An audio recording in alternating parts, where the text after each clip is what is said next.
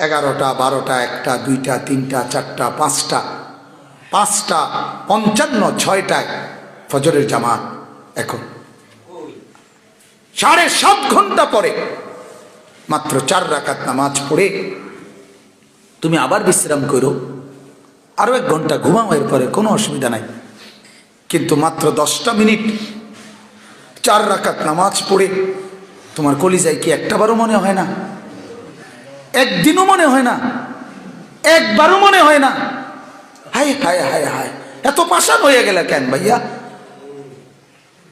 এই বাপ এখানে যারা আছেন, যাদের ফজরের নামাজ ছুটে যায়, আপনি ভাবেন, বাকিদের কথা বাদ দেন, আপনি ভাবেন। ছেলেরা তোমরা যারা বসছো বাজান, যে চোখে 24 ঘন্টা মোবাইল দেখো, খোদার কসম এটা আল্লাহর দেওয়া চোখ।